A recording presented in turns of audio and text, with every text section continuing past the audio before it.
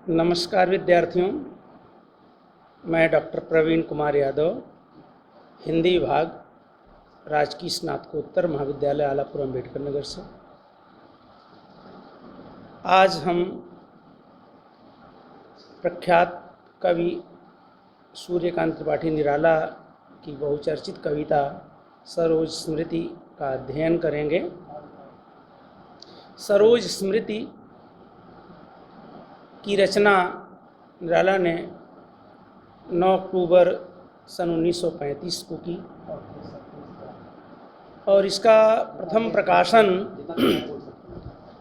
जनवरी 1936 में लखनऊ से प्रकाशित होने वाली मासिक पत्रिका सुधा में हुआ था। वस्तुतः यह हिंदी की सर्वाधिक चर्चित कविताओं में से एक है और एक शोक गीत है। यह कविता निराला ने अपनी पुत्री सरोज की मृत्यु के उपरांत लिखा था। शोक का अभिप्राय होता है प्रियजन का स्थायी विछोह या अस्थायी वियोग, मृत्यु अथवा किसी प्रिय का हमेशा हमेशा के लिए बिछड़ जाना कि जिससे पुनर्मिलन की संभावना न हो। तो ऐसी स्थिति में प्रिय के प्रति जो दुख भरा भाव होता है उसे हम शोक की संज्ञा देते हैं। चूँकि ये शोक गीत है और पुत्री की मृत्यु पर लिखा गया शोक गीत है, तो जाहिर सी बात है वेदना, क्षोभ, आत्मभर्त्सना, सामाजिक रूढ़ियाँ, रीतियाँ, लोगों के व्यवहार जिन्होंने निराला के जीवन को विद्रूप बनाया और आर्थिक विपन्नता तथा अनेक प्रकार के अवरोधों के चलते वो अपनी बेटी का उचित लालन पालन और बीमार होने की दशा में उचित इलाज न करा सके, इन सब का क्षोभ इस कविता में स्थल स्थल पर मौजूद है। सबसे पहले हम इस कविता का पाठ करते हैं और क्रमशः फिर इसमें निहित प्रसंगों, इसमें उपस्थित जीवन प्रसंगों के, कविता के वितान को, काव्य की निर्मित में जो भाषा प्रयुक्त हो रही है उन सब पर विचार करेंगे और देखेंगे कि कैसे शोक को उन्होंने कविता में ढाला है और वो शोक कैसे एक उत्कृष्ट कविता का निर्माण करता है। वास्तव में ये कविता, जैसा कि प्रख्यात आलोचक और निराला रचनावली के संपादक डॉक्टर नंद किशोर नवल ने सूचित किया है कि सुधा में जब यह प्रकाशित हुई और इसके उपरांत निराला की काव्य संग्रह अनामिका में संकलित हुई, तो सुधा में इसके 9 अनुच्छेद थे और अनामिका में निराला जी ने 2 बड़े बड़े अनुच्छेदों को पुनः 2 अनुच्छेदों में बांटते हुए कुल 11 अनुच्छेदों में इस कविता को विभाजित किया था प्रसंगानुसार। खैर, पहले हम कविता देखते हैं। यूँ है: 19 पर जो प्रथम चरण, तेरा वह जीवन सिंधु तरण, तनय ली कर दृक्पात तरुण, जनक से जन्म की विदा अरुण, गीते मेरी तजरूप नाम, वर लिया अमर शाश्वत विराम, पूरे कर शुचितर सपर्याय, जीवन के अष्टादशाध्याय, चढ़ मृत्यु तरण पर तूर्ण चरण, कह पितः पूर्ण आलोक वरण, करती हूँ मैं यह नहीं मरण, सरोज का ज्योति है शरण तरण, अशब्द अधरों का सुना भाष, मैं कभी हूँ पाया है प्रकाश, मैंने कुछ अहरह रह निर्भर, ज्योतिष तरड़ा के चरणों पर, जीवित कविते शतसर जर्जर, छोड़कर पिता को पृथ्वी पर, तू गई स्वर्ग क्या यह विचार, जब पिता करेंगे मार्ग पार, यह अक्षम अति तब मैं सक्षम, तारूंगी कर गह दुस्तर तम। कहता तेरा प्रयाण सविनय, कोई न अन्यथा भावोदय। श्रावण नभ का स्तब्धांधकार, शुक्ला प्रथमा कर गई पार। धन्य मैं पिता निरर्थक था, कुछ भी तेरे हित न कर सका। जाना तो अर्थागमोपाय, पर रहा सदा संकुचित काय। लखकर अनर्थ आर्थिक पथ पर, हारता रहा मैं स्वार्थ समर। सुचिते पहनाकर चीनांसुक, रख सका न तुझे अतः दधिमुख। क्षीण का न छीना कभी अन्न, मैं लख न सका वे दृग विपन्न। अपने आंसुओं अतः बिंबित, देखे हैं अपने ही मुखचित। सोचा है नत हो बार बार, यह हिंदी का स्नेह पहार। यह नहीं हार मेरी भास्वर, यह रत्न हार लोकोत्तर वर। अन्यथा जहाँ है भाव शुद्ध, साहित्य कला कौशल प्रबुद्ध। हैं दिए हुए मेरे प्रमाण, कुछ वहाँ प्राप्ति को समाधान। पार्श्व में अन्य रख कुशल हस्त, गद्य में पद्य में समाभ्यस्त। देखे हैं वे हंसते हुए प्रवर, जो रहे देखते सदा समर। एक साथ जब शतघात घूर्ण, आते थे मुझ पर तुले तूर्ण। देखता रहा मैं खड़ा पल, वह सरक्षेप वह रण कौशल। व्यक्त हो चुका चित्कारोत्कल, क्रुद्ध युद्ध का रुद्ध कंठफल। और भी फलित होगी वह छवि, जागे जीवन जीवन का रवि। लेकर करकल तूलिका कला, देखें क्या रंग भरती विमला। वांछित उस किस लांछित छवि पर फेरती स्नेह की कूंची भर। पहली पंक्ति पर हम गौर फरमाएं।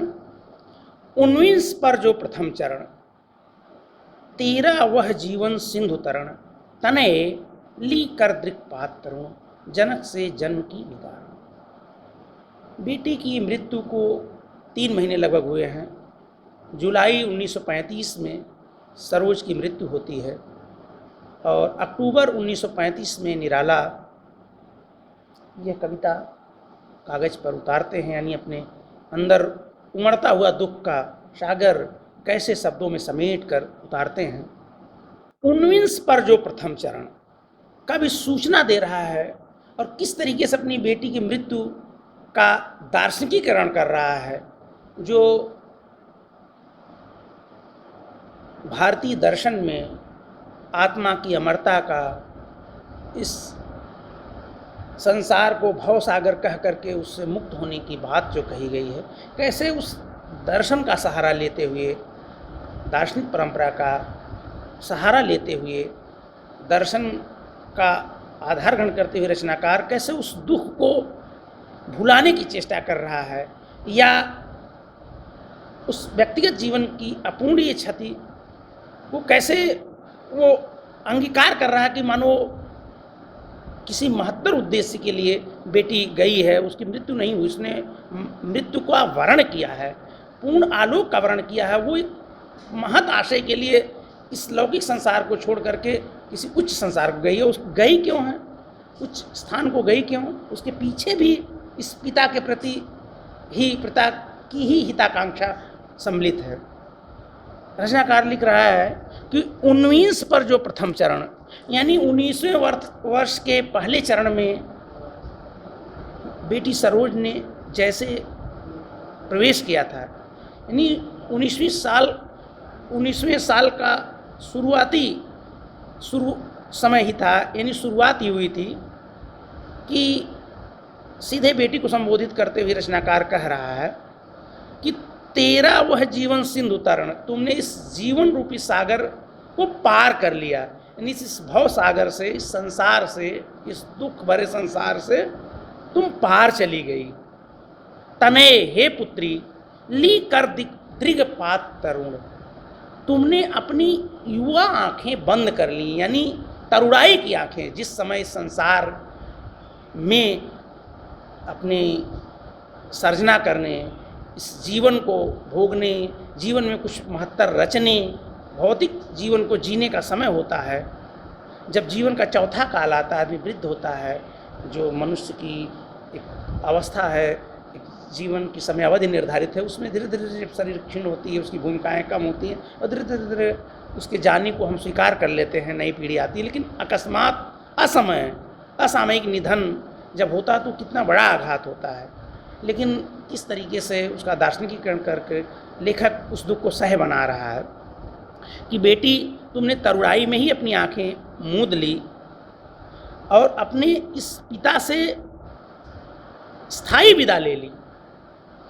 बेटी एक तो जहाँ जन्म लेती है वहाँ से जो समाज की परंपरा है कि विवाहित होकर के दूसरे घर जाती है, एक यही जो सीमित विदाई है जिसमें पुनर्मिलन संभव होता है, बार बार आना जाना संभव होता है, वही कितना दुख भरा होता है। जिस माता पिता ने जन्म दिया और पाल पोस कर बड़ा किया बेटी को, उसका अपने घर से पर घर किसी वर्ग के उपयुक्त वर्ग के हाथ में सौंपने पर ही पिता को कितना कष्ट होता है। और जो बेटी तरुणाई में ही हमेशा के लिए पिता से विदा हो जाए तो उसका कितना गहरा आघात उसके अंदर होगा। लेकिन निराला उस सरोज की मृत्यु को किस तरीके से उसका दार्शनिकीकरण करके उसको सह बना रहे हैं और इस जीवन चक्र की शाश्वतता, उसके महत्तर उद्देश्य से जोड़ करके उसको देख रहे हैं कि इस दुख को हल्का करके मानो उसके इस चुनाव को बड़ा और सोचा समझा बता रहे हैं कि जन्म से विदा अरुण, मानो तुम्हारा विदा होना एक अरुण है, एक प्रकाशमान है, यानी एक तरह से वो एक उजाले का संकेत है। यानी तुम एक बड़ी उपलब्धि के लिए मानो ये दूर गई हो, जाना तो सभी को है और इसलिए तुम पहले गई हो कि सबको जाना है, मैं पहले जाऊं। मेरे वृद्ध पिता जब अशक्त होंगे, कमज़ोर होंगे, तो इस भव सागर को पार करने में उन्हें कठिनाई होगी, तो मैं सहारा देकर उन्हें ले जाऊंगे उस उच्च स्थान पर। मेरे पिता, मेरा ये दायित्व है। मानो इस महत् उद्देश्य से, इस बड़े भाव से भर करके, महाशय से भर करके, उच्च आशय से भर करके तुमने हमसे विदा लिया। गीते मेरी, जैसे गीता का दर्शन संसार की असारता, नश्वरता, उसकी परिवर्तनशीलता, आत्मा की अमरता, इस देह रूप नाम के सीमित होने और दूसरे जन्म में फिर जाना, दूसरे पुनः जन्म लेना, तो गीता का जो दर्शन है कि वांसांसि जीर्णानि यथा विहाय नवानि गृह्णाति नरो अपराणी, कि जिस तरह से जीर्ण शीर्ण और पुराने वस्त्रों को छोड़ करके मनुष्य नवीन वस्त्र धारण कर लेता है, उसी तरीके से आत्मा भी जर्जर और शरीर कम माने अशक्त काया को छोड़ करके पुनः नवी काया धारण करती है। तो इसी तरीके की बात की इस जीवन की लीला को छोड़ करके पुनः मनुष्य दूसरे रूप में आता। आत्मा की शाश्वतता की बात है कि जो पावर है, स्पिरिट है, आत्मा है, जो शक्ति है, दिव्य है, वो चिरस्थायी है। ये काया, ये रूप और नाम तो सीमित समय तक ही है, ख़त्म हो जाएगा। तो बेटी को गीता की भांति महान, पवित्र और अनुकरणीय, मैंने एक तरह से आदर्श मानते हुए कह रहे हैं कि ऐ मेरी गीते, मेरी गीता के समान पवित्र बेटी, रूप और नाम का परित्याग करके वर लिया अमर शाश्वत विराम। तुमने अमर शाश्वत विराम का चुनाव कर लिया कि बार बार तुम्हें भटकना नहीं होगा, तरह तरह की मतलब जीवों की योनियों में जन्म लेकर के भटकना नहीं, बल्कि अमर शाश्वत विराम। तुम उस उच्च आशय पर, उच्च स्थान पर पहुंच गई जहाँ से पुनः तुम्हें मुक्ति मिल गई, पुनः भटकना नहीं पड़ेगा इस मानव संसार में आकर के, इस इस भौतिक रूप धारण करना नहीं पड़ेगा। पूरे कर सुचितर सपर्याय, और यह सौभाग्य सबको नहीं प्राप्त होता, उन्हीं को मिलता है जिनकी आत्मा वास्तव में शुद्ध होती है, जिनके कलुष के पाप कर्म नष्ट हो गए होते हैं। इस तरह की जो धारणाएं हैं कि मानो तुमने जिस तरह से गीता के 18 पवित्र अध्याय हैं, उनका पारायण, उनका सम्यक अध्ययन मनुष्य को मुक्ति दिला सकता है, भारतीय मनीषा जैसा मानती है, उसी तरीके से तुमने अपने जीवन के पवित्र 18 वर्ष पूरे करके चढ़ मृत्यु तरणि पर तूर्ण चरण, मृत्यु की नौका पर तेजी से चढ़ करके, मानो तुम्हारी भूमिका इस विश्व रंगमंच पर समाप्त हुई और तुमने तुरंत इसका परित्याग किया कि मानो तेजी से मृत्यु की नौका पर कदम बढ़ाकर तुम चली गई और कही क्या, कह पिता पूर्ण आलोकवरण, हे पिता आप बिल्कुल दुखी मत होइएगा मेरे जाने के लिए, मेरे यहाँ से दूर चले जाने के लिए, क्योंकि ये मेरी मृत्यु नहीं है, मैं पूर्ण आलोक का वर्ण कर रही हूँ, जो बहुतों का अभीष्ट है वो मुझे मिल रहा है, जिन्हें यह आकांक्षा तो बहुतों की होती है लेकिन नसीब बहुत कम लोगों को होता है पूर्ण आलोक का वर्ण, अमर शाश्वत विराम। करती हूँ मैं यह नहीं मरण, सरोज का ज्योति शरण तरण, ये मेरा मरण नहीं पिताजी, इसे मृत्यु मत मानना, अन्यथा आप अपार कष्ट से युक्त होंगे, ये मेरा पूर्ण आलोक का वर्ण है। सरोज का ज्योति शरण तरण, जैसे प्रकाश से कमल खिलता है, प्रकाश से खिल रहा है, और वो प्रकाश की शरण में पुनः सरोज का जाना, यानी प्रकाश जो मिला है उस प्रकाश का पुनः वापस चला जाना, मिल जाना महाप्रकाश में। तो ये जैसे मतलब ये जीवात्मा परमात्मा जो है उसमें विलीन हो जाए, अंश है, और वो जो विशाल विराट है उसमें इस अंश का, प्रकाश खंड का उस समग्र समूचे प्रकाश में जाकर मिल जाना है, ऐसा आप सोचना। क्योंकि निराला के वैयक्तिक जीवन में अनेक बार पारिवारिक जनों का, अपने पिता का, माँ का, पत्नी का असामयिक निधन हुआ, और ये असामयिक निधन निराला को या किसी भी व्यक्ति को या तो तोड़ सकता है, अवसादग्रस्त बना करके विक्षिप्त कर सकता है, जैसा कि बाद के दिनों में निराला स्वयं अपने जीवन की अनेक चुनौतियों से हो भी गए, और अन्यथा उसे कोई न कोई आश्रय, कोई न कोई दार्शनिक खोज की तरफ ले जाता है, ताकि वो उस जीवन को सह बना सके और जी सके जो उसे शेष जीवन मिला है।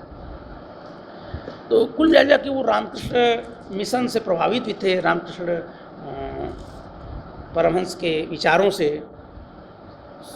स्वामी विवेकानंद से गहरे प्रभावित थे उनके विचारों से। तो रामकृष्ण मिशन की जो उनकी से उनका जुड़ाव है, कहीं न कहीं वो उनकी आस्था है उस दर्शन में।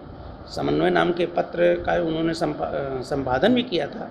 तो कुल मिला के वो वहीं से आधार अपने लिए ग्रहण करते हैं, और उसके अपनी बेटी की मृत्यु को एक तरह से उसको सह बनाते हैं, उसके दुख को किस तरीके से आप उनके इस तनाव को समझें, शब्दों को समझें कि कैसे वो अपनी करुणा का उदात्तीकरण कर रहे हैं। अशब्द अधरों का सुना भास, मैं कभी हूँ पाया है प्रकाश, मैंने कुछ रह निर्भर ज्योतिष तरणा के चरणों पर। ऐसा कि मैं पूर्ण आलोक का वर्ण कर रही हूँ, ये मेरा मरण नहीं है, सरोज का ज्योति की शरण में जाना और तर जाना है, मुक्त होना है। ऐसा बेटी तुमने मुख से तो नहीं बोला था, अशब्द अधरों से सुना भास, बिना बोले तुम्हारे मन में ऐसी ही वाणी तुम्हारे हृदय में पैदा हो रही थी, ऐसे ही शब्द तुम्हारे अंदर जन्म ले रहे थे, उसको मैं सुन सका। यानी बिना बोले तुम्हारे मन की बात को, तुम्हारे हृदय की बात को मैं समझ सका, क्योंकि मैं कवि हूँ और ज्योतिष तरणा के चरणों पर, यानी सरस्वती वाग देवी, विद्या की देवी, जिसमें निराला की आस्था है। वीणावादिनी वरदे, प्रिय स्वतंत्र रहो अमृत मंत्र नौ, भारत में भर दे वरदे वीणावादिनी वरदे, एक उनका बहुत प्रसिद्ध गीत भी है, गीतिका में संकलित, सरस्वती वंदना उनकी। तो एक तरह से उनकी जो आस्था है वाग देवी के प्रति, वो कह रहे हैं कि उनमें गहरी आस्था के चलते उनके प्रति पूरी तरीके से अपने को समर्पित करके उनकी कृपा और आकांक्षा यही कि मुझे शब्द मिले, संगीत मिले, मुझे उनकी कृपा से प्रकाश मिले शब्दों का। तो वाग देवी के चरणों में साधना करके उन पे अपनी निष्ठा दिखलाते हुए मुझे जो एक इंट्यूशन, अंतः प्रज्ञा मिली है, उससे मैं इस प्रकाश से ये अनुभव कर सका हूँ कि मृत्यु के समय तुम्हारे मन में ऐसे ही भाव थे। जीवित कविते शत शत जर्जर, तुम तो मेरी जीवित कविता थी, मेरे जीवन की सुंदरतम रचना, मेरे जीवन का ताप, मेरे ताप से निर्मित सुंदर कलाकृति। सत सर जर्जर, सैकड़ों बाणों से चोटिल होकर जिसका शरीर जर्जर हो गया हो, ये बाण किसके हो सकते हैं? निराला की रचनाशीलता में जो नवीनता है, जो रूढ़ियों को तोड़ने का उनके अंदर जो मादा है और कौशल है, जिसकी वजह से साहित्यिक समाज उन्हें समझ न सका, उन्हें दुत्कार कर रहा था, उनके ऊपर व्यंग कर रहा था, प्रहार कर रहा था। निराला का अपना स्वाभिमानी स्वभाव, अक्खड़ स्वभाव, दुनिया से समझौता न करने वाली प्रवृत्ति, मुंहफट स्वभाव प्रगल्भ थे निराला। युवावस्था में, तरुणाई में रूढ़िवादियों की, बड़े बड़े दिग्गजों की कलई खोल देने की वजह से जिस तरीके से उन पर उनके प्रति वैर का भाव रख करके आक्रमण हुए, और सबसे बड़ी चीज़ निराला का निरालापन, उनकी करुणाशीलता कि किसी भी गरीब को, किसी भी असहाय को, किसी भी कमज़ोर को परेशान करके, पीड़ित करके उससे धन अर्जित करके अपनी झोली भरना, अपने लिए विलास सामग्री इकट्ठा करना, वैभव पैदा करना, ये निराला को मंजूर नहीं। और निराला आगे की पंक्तियों में आता भी है कि ज़्यादातर जो धन कमाने के रास्ते हैं वो अन्याय से युक्त हैं, और निराला ऐसा ना कर सके, इसलिए समझौते ना कर सकें, सच बोले, मुंहफट थे, प्रगल्भ थे, उनमें मौलिकता थी, रूढ़ियों को तोड़ने और नई लीक बनाने का, नई राह बनाने का उनमें साहस था। तो इन सब की वजह से जो उनके ऊपर आक्रमण हुए, लोग उन्हें पचा नहीं पाए, स्वीकार नहीं कर पाए।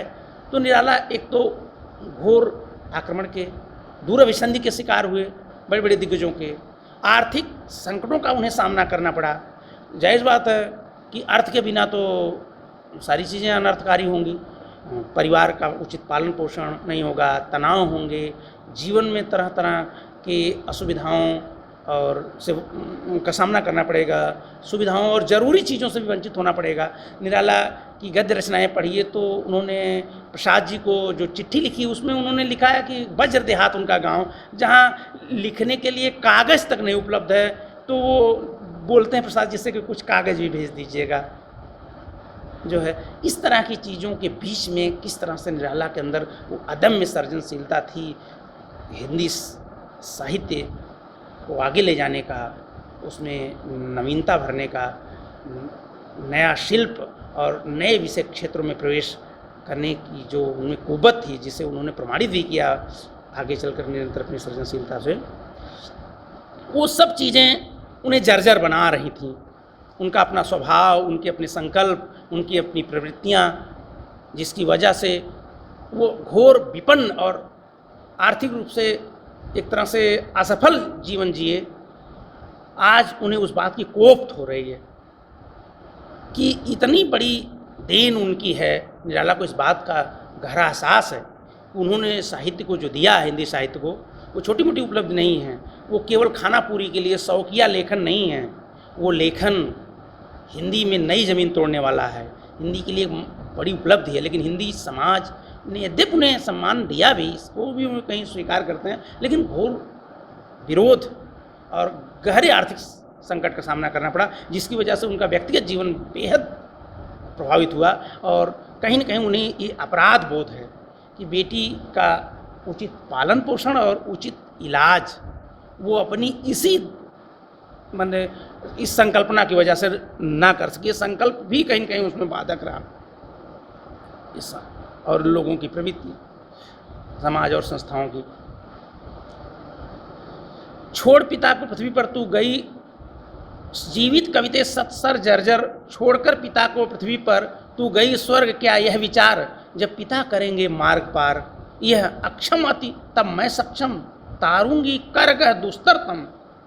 अय मेरी जीवित कविते, सैकड़ों तरह के व्यंग्य बाणों से, प्रहारों से, दुर्विसंधियों से जर्जर इस पिता को पृथ्वी पर छोड़ करके तुम मुझसे पहले स्वर्ग इसलिए प्रस्थान कर गई कि क्या जब पिताजी इस भवसागर के कठिन मार्ग को पार करेंगे तो वे अत्यंत अक्षम हो चुकेंगे, तो मैं सक्षम होंगी और उनका हाथ पकड़ करके ये अंधकार भरा संसार, ये भवसागर अंधकार भरा रास्ता पार कराने में सहायक बनोगी और उसे उन्हें भी उच्च स्थान तक अपने प्रयास से ले जाओगी।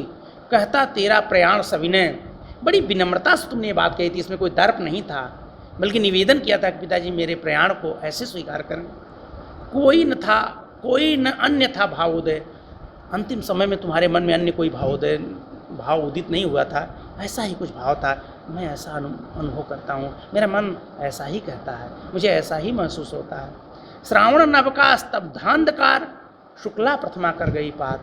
सावन महीने का वो अंधकार भरा आसमान और उसमें शुक्ल पक्ष की प्रथमा तिथि को प्रतिपदा जिसको कहते हैं, शुक्ल पक्ष कृष्ण पक्ष, एक माह में 2 पक्ष, पखवाड़ा जिसे कहते हैं 15 दिन का। तो सावन महीने की, श्रावण मास के शुक्ल पक्ष की प्रतिपदा को यानी प्रथम तिथि को सरोज की मृत्यु हुई, उसी का उल्लेख है। तुम इस संसार को उसी समय पार कर गई, यहाँ से कूच कर गई। ये तो हुआ दुख का दार्शनिकीकरण। फिर लेखक यथार्थ पर आता है जीवन के, क्योंकि बेचैनी से उन चीज़ों को भी याद करता है जहाँ उसे अपराध बोध है, जहाँ उसे समाज की विद्रूपताएँ, संस्थाएँ, लोग बाग किस तरीके से इस एक तरह से दुख और विषाक्त करते हैं, विषादमय बनाते हैं जीवन को। धन्य बेटी तू तो धन्य है, तुम तो इस भाव से गई, यह था तुम्हारे मेरे प्रति भाव। और मैं क्या कर सका, मैं पिता निरर्थक था। तुम तो तुम्हारा प्रयाण तो सविनय था और तुमने कहा कि जब पिता करेंगे मार्ग पार, यह अक्षम अति तब मैं सक्षम, तारूंगी करगह दुस्तरतम। और मैं निरर्थक ही रहा, तुम्हारे हिसाब से मेरा जीवन निरर्थक ही रहा, कुछ भी तेरे हित न कर सका। तुम्हारे हित के लिए मैं कोई विशेष आयोजन, कोई विशेष प्रयास, कोई विशेष सुविधा नहीं संचित कर सका, जुटा सका, मुहैया करा सका। जाना तो अर्थागमो पाए, क्योंकि मेरी प्रिय बेटी सारी सुविधाएं तो धन से ही अर्जित होती हैं, और मैं यद्यपि मैं अर्थागमो पाए, अर्थ के आने का, धन कमाने का, धन प्राप्ति का कि वो सारे उपाय जानता हो, इतना अपरिचित अनजान नहीं हूँ दुनिया के तौर तरीकों से, पर रहा सदा संकुचित का है। लेकिन उस रास्ते पर मैं हमेशा चलने से मुझे संकोच होता रहा। मैं उस मार्ग पर उस रास्ते पर, उस मार्ग पर अपना कदम नहीं बढ़ा सका, क्योंकि लखकर अनर्थ आर्थिक पथ पर हारता रहा मैं स्वार्थ समर्थ। अनर्थ है आर्थिक पथ पर, ठीक ठाक धन कमाने का जो रास्ता है वो बड़ा अनर्थकारी है, वो बड़ा अन्याय से भरा हुआ है, वो अनैतिकता ही नहीं अमानवीयता से भरा हुआ है। इसलिए मैं हारता रहा मैं स्वार्थ समर्थ। इसलिए स्वार्थ की लड़ाई में सदैव हारता रहा।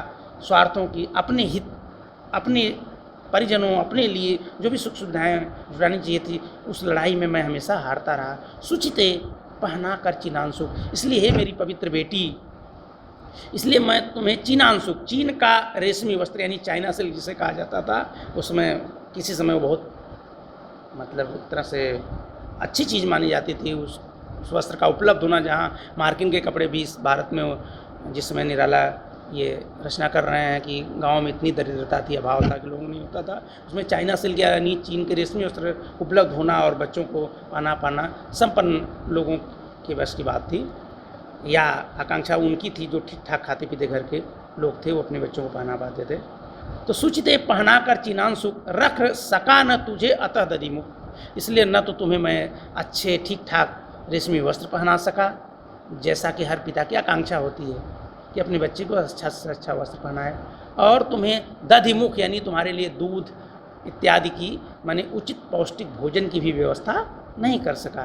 क्षीण का न छीना कभी अन्न, मैं लख न सके वे दृग विपन्न, मैंने कभी क्षीण किसी दीनहीन कमज़ोर आदमी का निवाला अन्न नहीं छीना।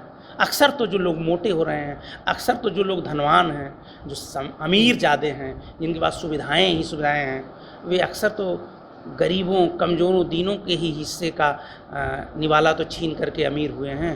उन्हीं के हिस्से की चीज़ों को छीन करके लूट करके कमीशन खा करके तो वो धनवान हुए हैं। उनके चेहरे पर चमक आती, उनके बच्चों के चेहरे पर आभा है, विलासिता है, वैभव है।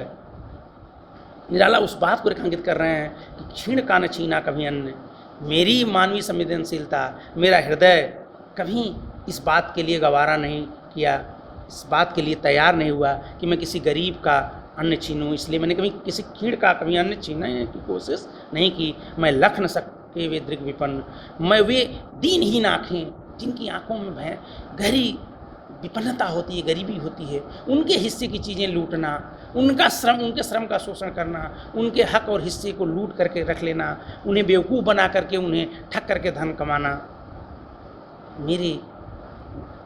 मुझसे ये ना बन पड़ा।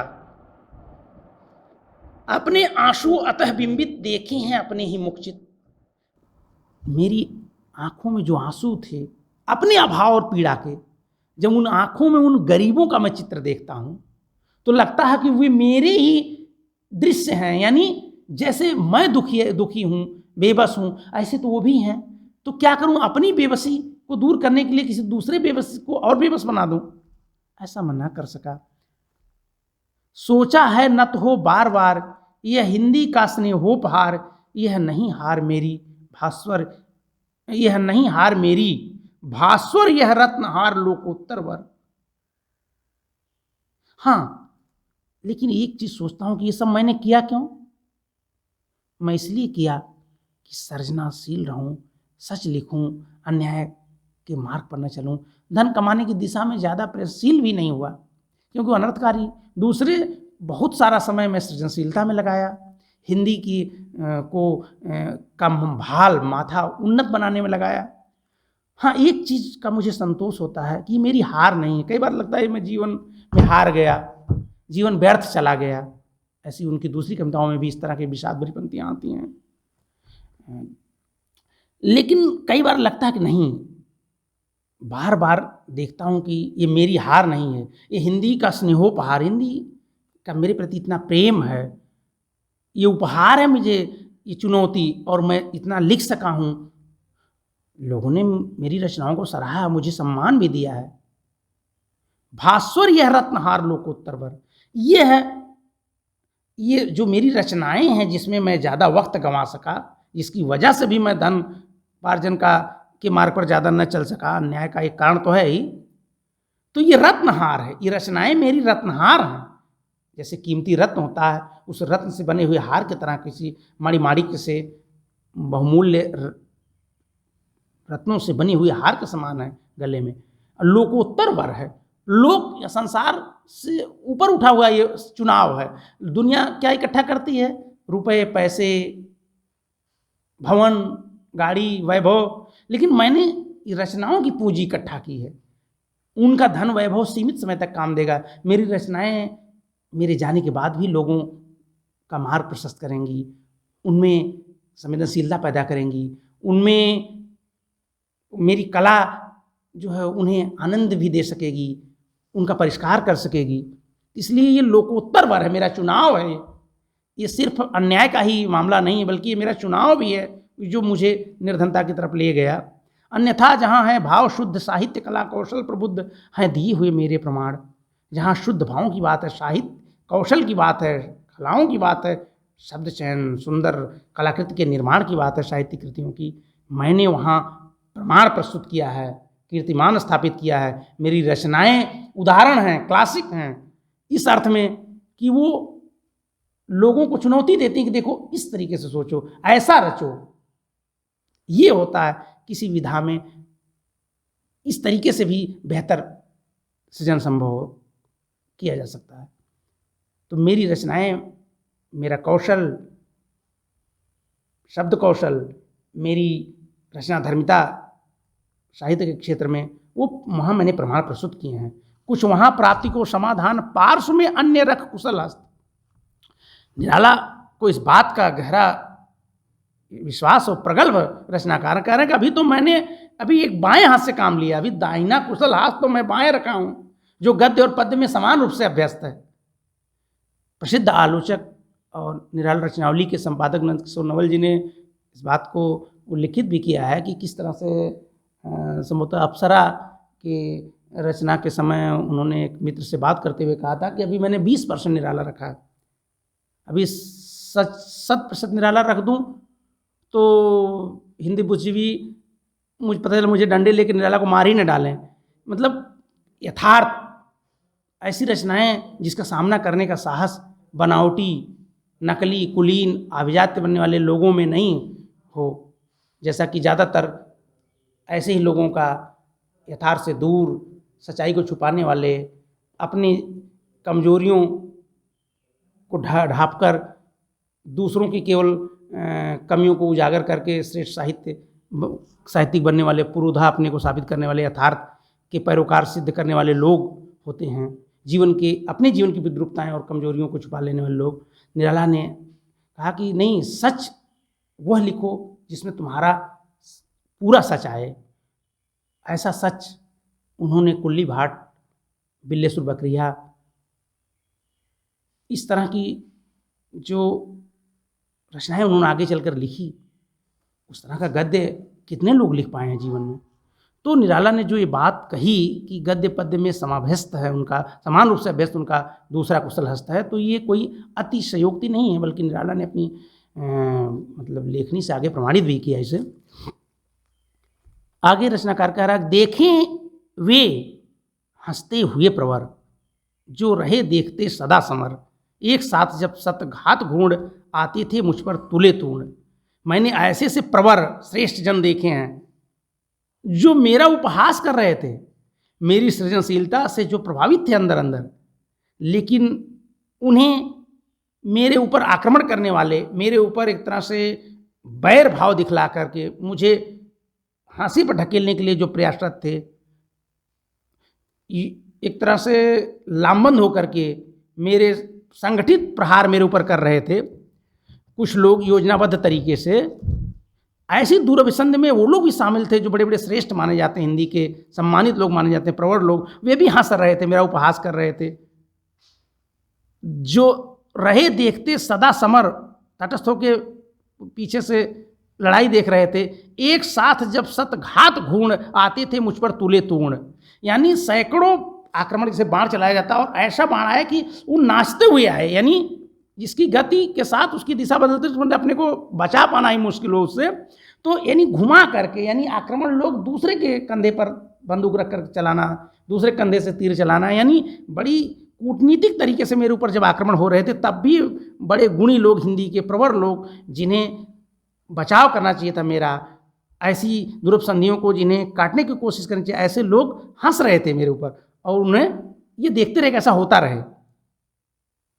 देखता रहा मैं खड़ा पल, और मैं भौचक अपलक देखता रहा वह सरक्षेप, वह रण कौशल, वो लोगों के तरह तरह से बाण फेंकने, मैंने मेरे ऊपर प्रहार करने का, और वो रण कौशल यानी मेरे ऊपर व्यक्तिगत प्रहार करने, मुझे अपदस्थ करने, मुझे तोड़ डालने की, मुझे साहित्यिक क्षेत्र से बाहर कर देने की, बेदखल करने की जो कोशिश थी, वह मैं देखता रहा पलक। अंत में हुआ क्या कि व्यक्त हो चुका चीत्कारोत्कल, उनका जो आक्रोश था, बेचैनी थी, शोर शराबा था मेरे खिलाफ, मार हो हल्ला था, मैं देखता रहा चुप मारे, और अंत में विरोधी क्रुद्ध युद्ध का रुद्ध कंठफल, चिल्ला चिल्ला के उनकी घिघी बध गई, यानी गला रुध गया, वो हार गए और मैं अपने उस क्षेत्र से हटा नहीं। सारी चुनौतियाँ, सारी कठिनाइयाँ सहते हुए मैं, चूँकि मुझे अपनी रचनाशीलता पर भरोसा था, उसके लिए मैं होम होने के लिए, मैं कुर्बानी देने के लिए, अपना बहुत कुछ उत्सर्ग करने के लिए तैयार था। तो श्रेष्ठ रचनाशीलता में मेरी परीक्षा में मेरी परीक्षा में मुझे भगा देने की जो कोशिश थे साहित्यिक क्षेत्र से, उसमें वो फेल हो गए। उनका क्रोध का भरा युद्ध का परिणाम ये हुआ कि उनका गला चिल्लाते चिल्लाते रुद्ध हो गया, यानी मेरे खिलाफ अभियान चलाते चलाते, और अंत में शांत हो गए, वो थक हार गए और मैं नहीं हटा। और भी फलित होगी, बिना कुछ बोले मैं अपनी सृजनशीलता करता रहा। और भी फलित होगी वह छवि, जागे जीवन जीवन का रवि। मुझे यकीन है, भरोसा है कि मेरी यह छवि, साहित्यिक साधना की जो मेरी कोशिश है, ये और फलित होगी मेरी एक छवि, और प्रत्येक व्यक्ति के जीवन जीवन का रवि, यानी मेरी रचना लोगों की ज़िंदगी में सूरज जैसे रोशनी दे करके प्रकाश भरता है, हमें ऊर्जा देता है उष्मा से, ऐसे मेरी रचनाएं एक एक जीवन में रोशनी भरने का, उन्हें ऊर्जा देने का, उन्हें प्रकाशमान करने का काम करेंगी, ऐसा मुझे यकीन है, मुझे भरोसा है। जो लोग मेरी रचना धर्मिता से जुड़ेंगे उन्हें ज़रूर रोशनी मिलेगी, उन्हें ताकत मिलेगी, उन्हें संबल मिलेगा, क्योंकि उसमें मेरी रचना में मुझे यकीन है वो अनुभव के ताप से लिखी गई कलाबाजी महज नहीं है, वो गहरी वेदना से, गहरी निष्ठा से, गहरी पीड़ा के बीच में भी आशा की, उम्मीद की सबल आकांक्षा से भरी हुई रचनाएं हैं।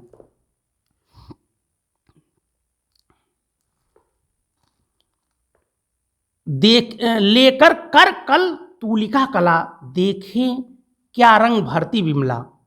ये माँ सरस्वती खुद अपने सुंदर हाथों में ले करके क्या रंग भरती हैं मेरी काव्य कला में। वांछित उस किस लांछित छप पर मेरा क्या है। वो तो सारी रचनाकार की विनम्रता है कि वो अपने को नहीं, वो वाग्देवी को मान रहा है कि मानो उनकी प्रेरणा से ये नई नई मेरी कविता की जो कलाएं, छवियाँ निर्मित होंगी, वो स्वयं भरेंगी। वांछित उस किस लांछित छवि पर जो लांछित की गई मेरी छवि, मेरी नवीनता, मेरी छंदों को तोड़ने की प्रवृत्ति, विषय का प्रेम से ले करके ऐसे बहुत सारे विषय जिन पर नवीन दृष्टि से निराला का सोचना, ऐसे वर्जित लोगों पर लिखना, जाहिर बात है बिल्लेसुर बकरिया पर लिखना, कुल्ली भाट पर लिखना, जाहिर बात है कि बांधो न नाव इस ठाव बंधु, पूछेगा सारा गांव बंधु। कविता में जिस तरीके से जिन पात्रों के प्रति उनका प्रेम भाव है, गर्म पकौड़ियों पर जैसे लिखते हैं, जैसे आज अमीरों की हवेली बनेगी गरीबों की पाठशाला, और निम्न जातियों के तेली कुम्हार और सबके बच्चों को कहते हैं कि कैसे ये पढ़ेंगे और सीखेंगे। निराला ने अपने जीवन में जिस तरीके से जो लांछित छवि उनकी बनाई गई थी कि अरे ये क्या निराला लिख रहा है, ये क्या कर रहे हैं, वो वांछित है वाग्देवी के लिए। ऐसे ही वर्जित क्षेत्रों में तो कविता को प्रवेश करना है, लोकतंत्रीकरण करना है, सबकी आवाज़, सबके जीवन का प्रकाश उस कविता में दिखे, सबको उम्मीद मिले। कुछ अभिजात्य लोगों के लिए ही काव्य का क्षेत्र न हो, कुछ अभिजात लोगों का जीवन ही काव्य का विषय न बने, साधारण जनों की असाधारण बातें भी कविता और साहित्य का विषय बने। वो उपानह साहित्य, चतुरी चमार में चतुरी को उपानह साहित्य का एक्सपर्ट बताते हैं कि जूता बनाने की कला का वो विशेषज्ञ है, बड़ा नाम है वो। उसकी खूबियों को रेखांकित करते अपने पास के, अपने गांव के ही एक व्यक्ति के। इस तरीके से निराला उन अछूतों, उपेक्षितों, वंचितों के अंदर जो असाधारण योग्यता है, असाधारण मान्यता है, असाधारण दृढ़ता है, उसकी पहचान करते हैं, खैर उनका साथ देते हैं। तो वांछित उसकी लांछित छवि पर फेरती स्नेह की कूची भर।